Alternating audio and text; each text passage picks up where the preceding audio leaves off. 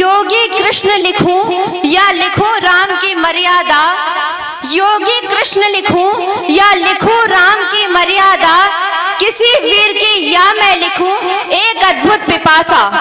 और घनानंद का राज्य लिखूं या चंद्रगुप्त महान लिखूं, के घनानंद का राज्य लिखूं या चंद्रगुप्त महान लिखूं, और विश्व विजेता हरा दिया पोरस का या मैं इतिहास लिखूं, विश्व विजेता हरा दिया पोरस का या मैं इतिहास लिखूं।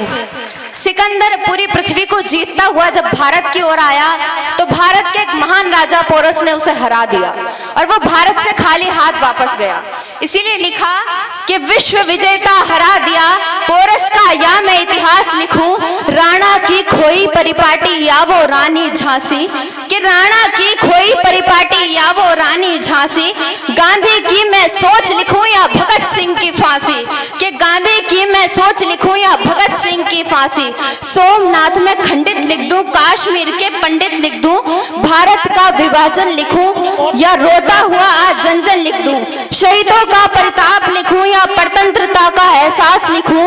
धू धू करती क्रांति की मशाल लिखूं या अंग्रेजों की चाल लिखूं,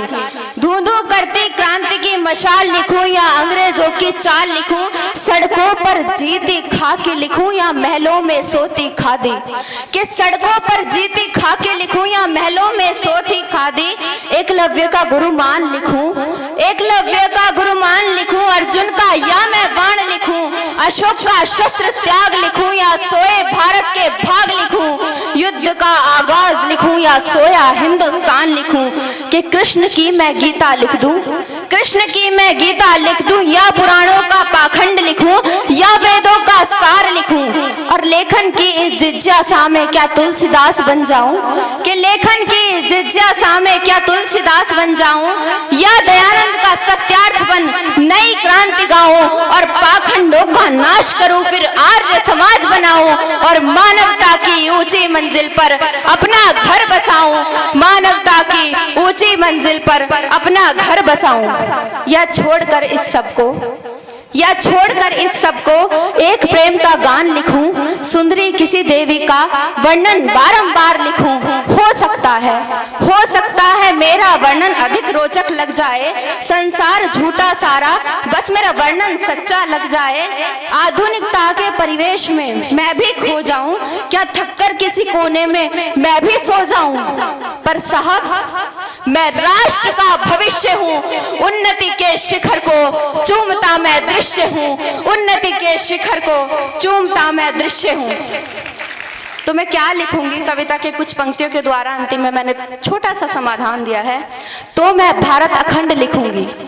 तो मैं भारत अखंड लिखूंगी, क्रांति का स्वर प्रचंड लिखूंगी, मैं ही राष्ट्र और मैं ही राष्ट्र भक्ति लिखूंगी, मैं ही राष्ट्र और मैं ही राष्ट्र भक्ति लिखूंगी, परास्त करती शत्रु दल को मैं ही शक्ति लिखूंगी, परास्त करती शत्रु दल को मैं ही शक्ति लिखूंगी, मैं ही शांति संस्थापक और मैं ही क्रांतिवीर लिखूंगी, अर्जुन की प्रतिज्ञा पर धरा मैं ही तीर लिखूंगी, मैं भारत की आन बान और मैं ही इसकी शान लिखूंगी, और कविता में मैं अपनी समूचा हिंदुस्तान लिखूंगी, कविता में मैं अपनी समूचा हिंदुस्तान लिखूंगी। अंत में कुछ पंक्तियां मैं आप लोगों के समक्ष रखती हूँ।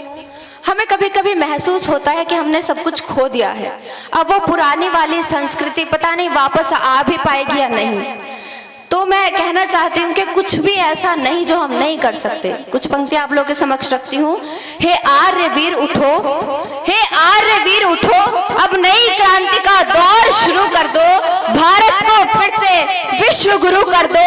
फिर से निर्मल कर दो, तुम गंगा की धारों को फिर से निर्मल कर दो, तुम गंगा की धारों को फिर प्रज्वलित कर दो, तुम राख बने अंगारों को और शत्रु दल को मात्र, के शत्रु दल को मात्र हुंकार से थर्राओ, है यदि अभी भी कौरव, है यदि अभी भी कौरव, तो कुरुक्षेत्र दोहराओ, और तुम तो भरत के वंशज, तुम तो भरत के वंशज भाग्य धनी हो, तुम में है अपार शक्तियां, तुम ही बाहुबली हो, अडिग रहो तुम चाहे कितने ही परिताप हो, सोए हुए समाज का तुम ही नया प्रभात हो, तुम ही हो भविष्य भी, तुम ही हो भविष्य भी और तुम ही इसका आज हो। हे दयानंद के शिष्यों, तुम पूरा आर्य समाज हो। हे दयानंद के शिष्यों।